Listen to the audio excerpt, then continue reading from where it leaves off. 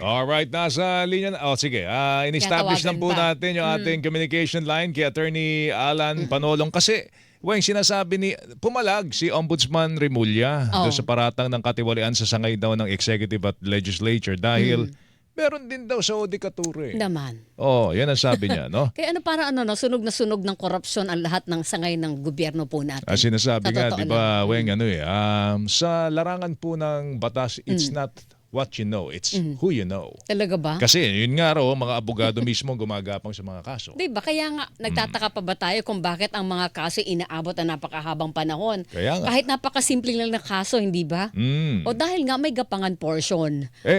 Tinatanong ko nga, Weng, di ba, magkano ba ang retirement pay ng isang Hukom? hukom? Di naman siguro aabot ng 10, 12 milyon. Depende sa length of service. Hindi, meron Length of silang service, di ba? di ba? Meron silang ang retirement, ano bang retirement sa judiciary? Kasi alam ko sa Supreme Court, pa 70 ba?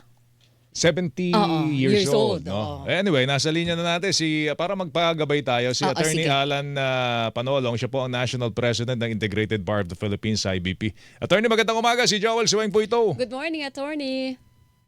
Magandang umaga po sa inyong lahat at sa sambayan ng Pilipino po. Salamat po sa pagtanggap nyo sa aming tawag. Sinasabi nga namin ni Weng, nag-uusap kami rito, nagkikwentuhan kami tungkol dun sa sinabi ni ERAP 2009, Weng. Tagal na. Hoodlums in robes. No? Yes. It's been 26 years. Meron na bang konsiderabling reforma na naipatupad magmula po noon? Opo, marami na pong reformang naipatupad ang ating hudikatura.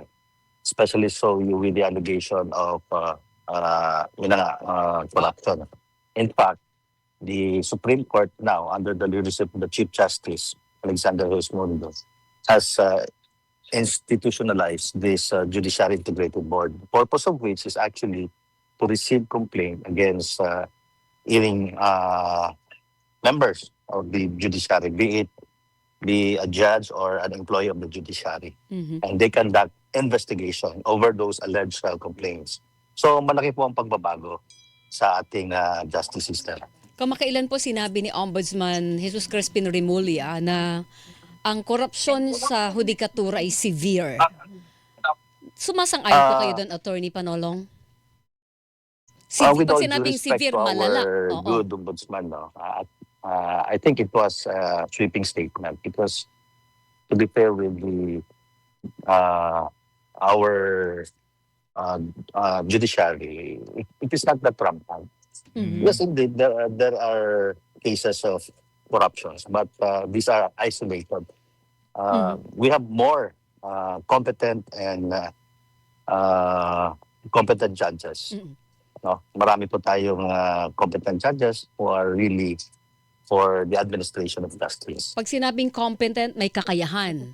Pero nangangahulugan Yes din po. po ba yun ng pag sinabi mong competent, bukod sa may kakayahan, malinis din po magserbisyo?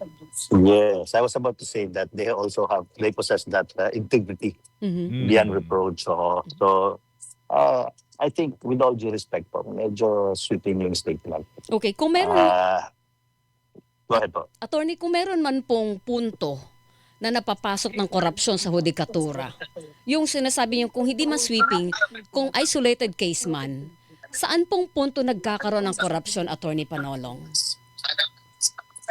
Normally kasi nagsisimula yan dun sa litigants. It could be the parties themselves who initiate the action. Kasi yung mga judges naman natin is napaka-restrictive po yung kanilang function. No? I mean, as much as possible, they are isolated. Wala na po silang social life. So even as lawyers in the Integrated Bar of the Philippines, they are prohibited from socializing with us. So ganun po sila. So mostly it's the parties who initiate the act of attempting to corrupt our justice system. Meaning pag sinabi mong, yung sometimes parties, po through their counsel also. pag sinabi niyo pong parties, ito yung nagsampa ng kaso o kaya naman ikinasuhan, Yes.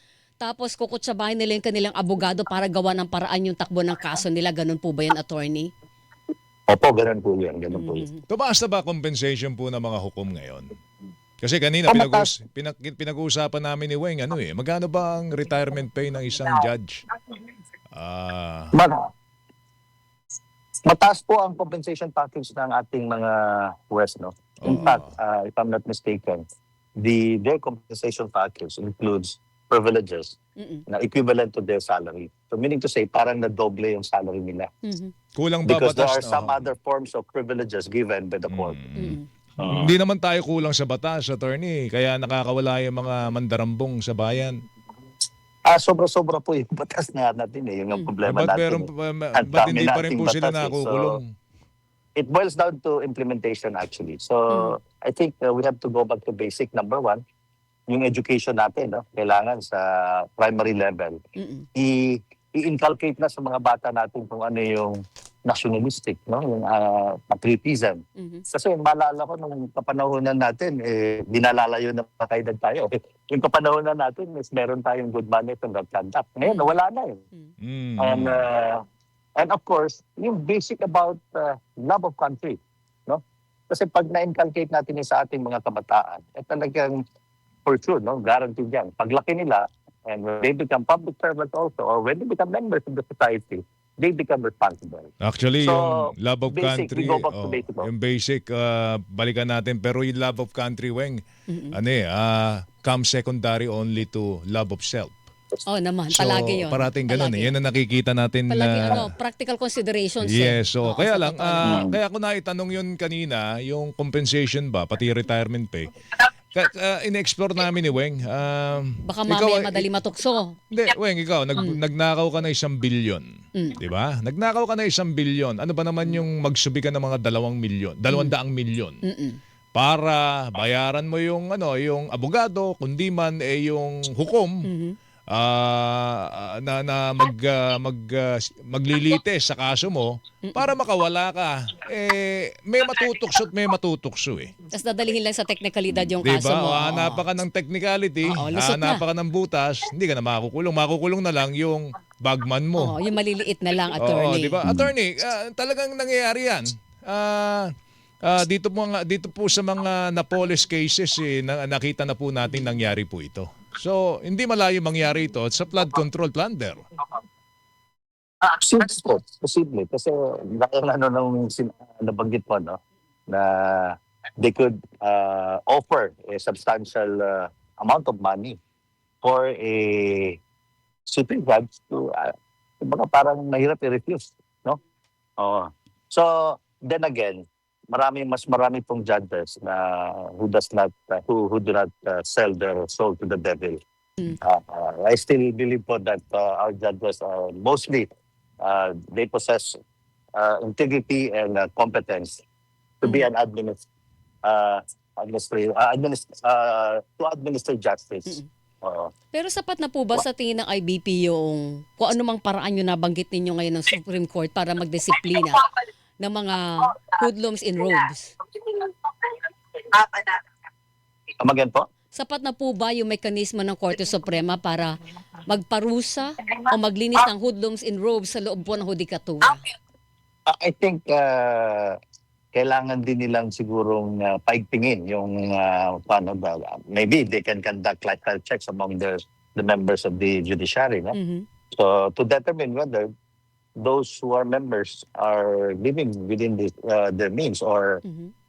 their wealth is proportionate to their income. Mm-mm. That's the best way to determine whether yung isang public servant is really engaged into corruption. Correct. Opo. So that's basic po yan. Oo. Mm-mm. And yun yung pinakamahalaga man na pamamaraan para malaman kung talagang involved sila or may ginagawang anomalya. At sa Other lifestyle than that, check, all the relevant laws and administrative orders of the court, okay naman eh. Well in Opo. place naman eh. In fact, the Judiciary Integrity Board mm-mm. is really milestone yun eh. Kasi unang-una, they allowed even reporting anonymously of an alleged corrupt case. Mm-mm. So pwede kang mag-report by merely sending an email, Mm-mm. then i-detalye mo kung ano yung nalalaman, then you give them leads, and the Judiciary Integrity Board will conduct an extensive investigation. Okay, pero So, yung mekanismo na yun ay they para can sa mga validate. home and justices lang. Paano po yung mga abogado?